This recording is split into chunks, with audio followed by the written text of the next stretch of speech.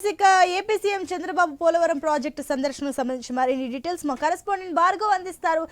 భార్గవ్, దీనికి సంబంధించిన డీటెయిల్స్ ఏంటి? బాబు పనులకు సంబంధించి పరిశీలన చేసినట్లు తెలుస్తుంది. ప్రాజెక్టు పనులకు సంబంధించి ఏంటి డీటెయిల్స్?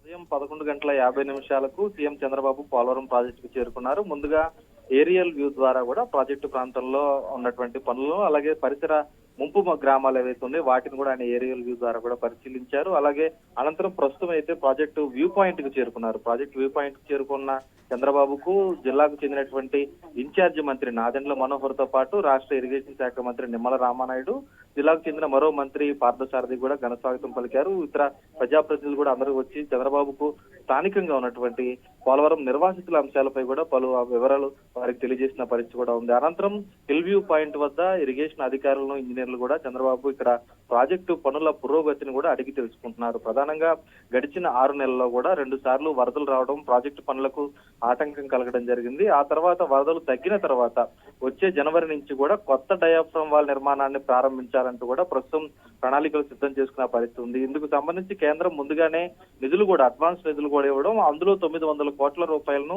కొత్త డయాఫ్రమ్ వాల్ నిర్మాణానికి కేటాయించడం కూడా జరిగింది. ఈ తరుణంలో ఆ డయాఫ్రమ్ వాల్ కు సంబంధించి పునాది పనులు ఏవైతే ఉంటాయో ఆ పనులు ఇప్పటికే జరుగుతున్న నేపథ్యంలో వాటిని స్వయంగా పరిశీలించేందుకు, క్షేత్రస్థాయిలో పరిశీలించేందుకు చంద్రబాబు మరి కాసేపట్లో బయలుదేరతారు. హిల్ వ్యూ ప్రాంతం నుంచి అక్కడ ఉన్నటువంటి కాపర్ డ్యాం వద్దకు వెళ్లి, కాపర్ డ్యాం ఎగువ దిగువ కాపర్ డ్యాంల మధ్యలో డయాఫ్రమ్ వాల్ ఏదైతే ఉందో ఆ నిర్మాణ ప్రాంతానికి చేరుకొని అక్కడ ప్రధాన డ్యాం నిర్మాణ ప్రాంతాన్ని కూడా ఆయన పరిశీలిస్తారు. ఎందుకంటే అటు డయాఫ్రమ్ వాల్ నిర్మాణం ప్రారంభించిన తర్వాత మరొక నెల రోజుల్లోనే ఎర్త్కమ్ రాక్విల్ డ్యాం కూడా సమాంతరంగా ప్రారంభించేందుకు ప్రణాళికలు సిద్ధం చేయడం కానీ అంతర్జాతీయ నిపుణుల బృందం కూడా దానికి సంబంధించి ఒక క్లారిటీ ఇవ్వడం అయితే జరిగింది. పూర్తి అధ్యయనం తర్వాత ఇచ్చినటువంటి నిపుణుల నివేదిక ఆధారంగా కూడా చంద్రబాబు ఈ రోజు పూర్తిగా పోలవరం ప్రాజెక్టులో అన్ని పనులు కూడా పరిశీలించి ప్రాజెక్టు భవిష్యత్తుకు సంబంధించి ఏ విధంగా షెడ్యూల్ ను ఖరారు చేయాలనేది కూడా ఆయన ఈ రోజు స్పష్టం చేసేటువంటి పరిస్థితులు కనిపిస్తున్నాయి. ప్రస్తుతం హిల్ వ్యూ పాయింట్ వద్ద అధికార యంత్రాంగం అంతటి కూడా ఆయన వివరాలు అడిగి తెలుసుకుంటున్నారు.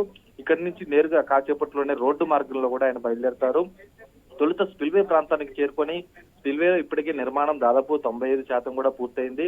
అటు అప్రోచ్ ఛానల్స్ మాత్రం పూర్తి కావాల్సి ఉంది. ఆ తర్వాత స్పిల్వే నుంచి కూడా ఎగువ దిగువ కాపర్ డ్యాం లోకి వెళ్లి అక్కడ సీపేజీ కారణంగా డయాఫ్రమ్ వాల్ ప్రాంతంలో ఏర్పడినటువంటి అగాధాలను ఇప్పటికే పూడ్చి ఆ నీటిని అంతా కూడా మోటార్లో తోడుతున్న పరిస్థితి కూడా ఉంది. ఈ తరుణంలో అక్కడ ఎంతవరకు కూడా నీటిని తోడకం పనులు కానీ, అగాధాలను పూడ్చేటువంటి పనులకు సంబంధించి కూడా ఎంతవరకు అయింది అనేది కూడా చంద్రబాబు అడిగి తెలుసుకోబోతున్నారు. అనంతరం డయాఫ్రమ్ వాల్ నిర్మాణానికి సంబంధించి పూర్తి అధ్యయనం తర్వాత తిరిగి మధ్యాహ్నం 1 గంట సమయానికి మళ్ళీ హిల్ వ్యూ ప్రాంతానికి చేరుకుని ఇక్కడ ప్రాజెక్టు కార్యాలయంలో అధికారులతో, అలాగే గుత్తేదారు సంస్థలు ఎవరైతే ఉన్నారో వారితో కూడా ఆయన సమీక్ష నిర్వహించబోతున్నారు. సమీక్షలో కూడా కీలక అంశాలు ఈ రోజు చర్చకు రాబోతున్నట్లు తెలుస్తోంది. ఎందుకంటే పోలవరం ప్రాజెక్టు ని 2027 డిసెంబర్ కల్లా పూర్తి చేయాలంటూ ఒక ప్రణాళిక సిద్ధం చేసుకున్న నేపథ్యంలో ఏ పనులు ఎప్పుడు ప్రారంభించాలి, ఏ పనులు ఎప్పుడు వరకు కూడా పూర్తి అవుతాయి అనేటువంటి అంశాలను కూడా ఆయన ఇంజనీర్లను కూడా అడిగి తెలుసుకోబోతున్నారు. దీంట్లో ప్రధానంగా ఏదైతే ఎర్త్కమ్ రాక్విల్ డ్యాం నిర్మాణం అనేది పోలవరం ప్రాజెక్టులో సహజ సిద్ధ ప్రవాహానికి అడ్డంగా నిర్మించేటువంటి ఒక డ్యాం. ఈ తరుణంలో ఆ డ్యాం ఎప్పుడు నిర్మించాలి అనేది కూడా ఈ రోజు ఆయన నిపుణులు ఇచ్చిన నివేదిక ఆధారంగా కూడా ఒక ప్రకటన చేయనున్నట్లు తెలుస్తుంది. ఎందుకంటే పోలవరం ప్రాజెక్టుకు సంబంధించి 2 కాంటూర్లు ఉన్నాయి. 41.5 కాంటూరు, 45.72 కాంటూరు. ఈ 2 కాంటూర్లో తొలి కాంటూరులోనే దాదాపు 172 కాలనీలకు చెందిన వారందరూ కూడా ముంపుకు గురవుతారు. వారందరికీ ఇంకా పూర్తి పరిహారం ఇవ్వలేదు, పునరావాసం కల్పించలేదు. ఈ తరుణంలో వారందరికీ తొలి కాంటూరులో ఉన్న వారందరికీ కూడా పరిహారం కల్పించే విషయంపై కూడా ఈ రోజు చంద్రబాబు ఒక స్పష్టత ఇవ్వనట్లు తెలుస్తోంది. ఆ తర్వాత ఆ పనులన్నీ కూడా పూర్తయిన తర్వాత 2వ కాంటూర్ ఏదైతే ఉందో 45.72 మీటర్ల ఎత్తులో ప్రాజెక్ట్ నిర్మిస్తే ఎంత మేర ముంపుకు గురవుతుంది 8 మండలాల్లో అనేటువంటి అంశంలో 106,000 కుటుంబాలు ముంపుకు గురవుతాయి. ఇందులో ఇప్పటి వరకు 25 నుంచి 30% వరకు నిర్వాసితులకు మాత్రమే ఆర్ఎండ్ఆర్ ప్యాకేజీ గానీ, పరిహారం గానీ అందింది. ఇంకా 70% మందికి ఈ పునరావాస ప్యాకేజీ గానీ, పరిహారం గానీ అందాల్సి ఉంది. అలాగే ఇంకా భూసేకరణ కూడా ఇంకా 50,000 ఎకరాల వరకు కూడా చేయాల్సిన పరిస్థితి ఉంది. అవన్నీ కూడా ఈ రోజు చంద్రబాబు సమీక్షలో పూర్తి అధ్యయనం, వివరాలు, నివేదిక అంతా కూడా తెలుసుకొని తర్వాత మీడియా సమావేశం కూడా నిర్వహించి మీడియా సమావేశంలో ఒక స్పష్టత ఇవ్వనట్లు కూడా చెప్పుకోవచ్చు. మీడియా సమావేశంలో మాట్లాడబో తర్వాత దేనికైతే పోలవరం ప్రాజెక్టుకు సంబంధించి, అలాగే నిర్వాసితులకు సంబంధించి షెడ్యూల్ ఏదైతే ఎప్పుడెప్పుడు పునరావాసం పరిహారం కల్పిస్తాము, ఎప్పుడెప్పుడు ఆ ప్రాజెక్ట్ లో ఏ పనులు పూర్తవుతాయి అనేటువంటి ఒక షెడ్యూల్ కూడా ఆయన ప్రకటించబోతున్నారు.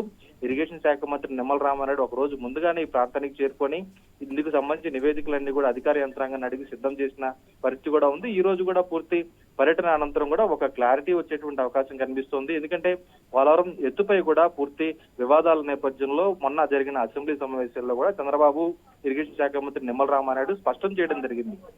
ఎట్టి పరిస్థితుల్లో పోలవరం ప్రాజెక్టు ఎత్తు తగ్గించేది లేదు. రెండవ కాంటూరు ఉన్నటువంటి 45.72 అడుగుల వరకు ఖచ్చితంగా కూడా ఉంటుంది, మీటర్ల వరకు అని కూడా వారు స్పష్టం చేయడం అయితే జరిగింది. ఈ తరుణంలో ఆ ఎత్తు తగ్గించేటువంటి ప్రసక్తి లేదు కాబట్టి ఆ ఎత్తు నిర్మాణం ఎంతవరకు పూర్తవుతుంది, ఎప్పటిలోగా పూర్తవుతుంది, దానికి కేంద్రం నుంచి ఎంత నిధులు రావాలి అనే అంశాలను కూడా ఆయన ఈ రోజు వెల్లడించేటువంటి అవకాశం కూడా ఉంది. ఎందుకంటే ఇటీవల అధికారంలోకి వచ్చిన తర్వాత తొలి క్షేత్రస్థాయి పర్యటన చంద్రబాబు పోలవరం ప్రాజెక్టుతోనే ప్రారంభించారు.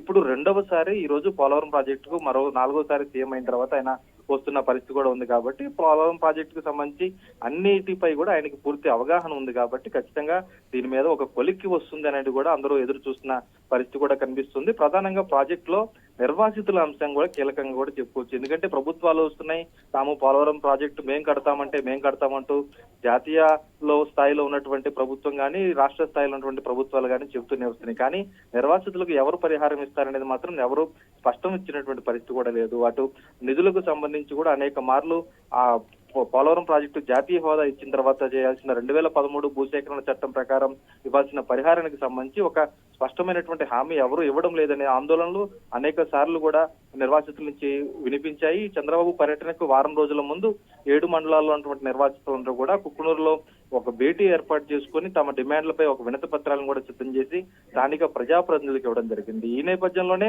వారందరి ఇచ్చినటువంటి వినతి పత్రాలను స్థానిక ప్రజాప్రతినిధులు చంద్రబాబు దృష్టికి ఈ రోజు తీసుకువెళ్లి నిర్వాసితులకు కూడా ఒక న్యాయం జరిగే విధంగా ఈ రోజు ఖచ్చితంగా ఒక స్పష్టమైన ప్రకటన వారు కోరేటువంటి పరిస్థితులు కనిపిస్తున్నాయి. కాబట్టి మరి పర్యటన అనంతరం చంద్రబాబు ఏం చెప్తారు, నిర్వాసితులకు ఎటువంటి భరోసా ఇస్తారనేది కూడా ఈ రోజు వేచి చూడాల్సిన పరిస్థితి అయితే కనిపిస్తుంది. సునీత, భార్గవ్, మరోపక్క 2027 డిసెంబర్ నాటికల్లా ఈ ప్రాజెక్టు పనులు పూర్తయ్యేలాగా అటు అధికారులకు దిశానిర్దేశం చేసినట్లు తెలుస్తుంది. ఏంటి అధికారులు ఏ రకంగా రెస్పాండ్ అవుతున్నారు ఈ అంశం పైన?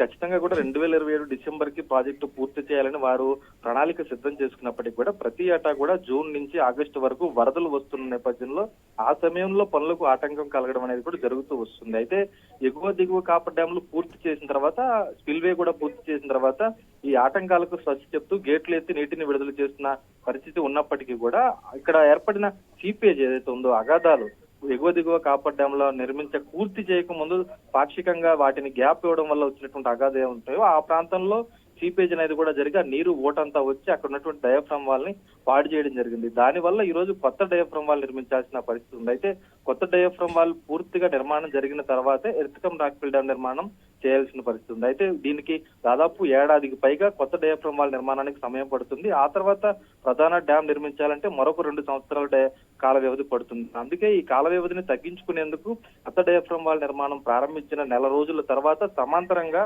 ఎర్త్కమ్ రాక్ఫిల్ డ్యామ్ నిర్మాణాన్ని కూడా ప్రారంభించాలంటూ ప్రస్తుతం అంతర్జాతీయ నిపుణులు సైతం దానికి గ్రీన్ సిగ్నల్ ఇవ్వడం జరిగింది. అందుకు సంబంధించి డిజైన్లు కూడా ఓకే చేయడం జరిగింది.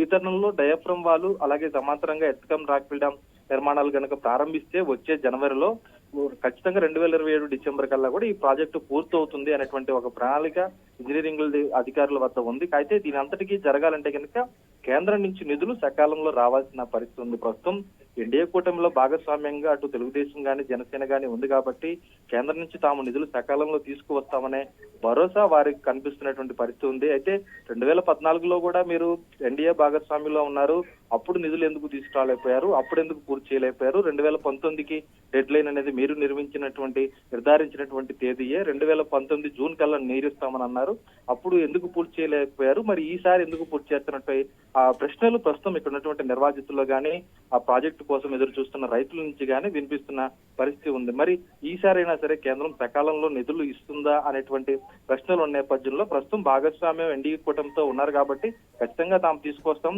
ముందుగానే అడ్వాన్స్ 2,500 కోట్లు తీసుకొచ్చాం, అదే ఎందుకు నిదర్శనమని అధికార పక్షాలు కూడా చెప్పుకుంటున్న పరిస్థితి ఉంది. అయితే రాజకీయ పరంగా వారు కేంద్ర రాష్ట్ర ప్రభుత్వాల మధ్య సమన్వయం ప్రస్తుతం బాగానే ఉన్న తరుణంలో నిధులు మాత్రం సకాలంగానే వస్తాయన్నటువంటి అందరూ భావిస్తున్న పరిస్థితులు కనిపిస్తున్నాయి. ఈ తరుణంలోనే 2027 డిసెంబర్ కల్లా కూడా ఈ ప్రాజెక్టు పూర్తవుతుంది అనేటువంటి వారి ధీమా కూడా వ్యక్తం చేసిన పరిస్థితి ఉంది. అయితే 2028 జూన్ నాటికి ఖరీఫ్ సీజన్ నాటికి ఖచ్చితంగా ఈ ప్రాజెక్టు పూర్తి చేసే విధంగా మాత్రం అధికార యంత్రాంగం, ఇంజనీర్లు అంతా కూడా అన్ని ప్రణాళికలు సిద్ధం చేసుకున్నారు. దీనికి సంబంధించి నిధులు మాత్రం కేంద్రం నుంచి సకాలంలో వస్తేనే ఈ పనులు జరిగేటువంటి పరిస్థితి కనిపిస్తోంది సునీత.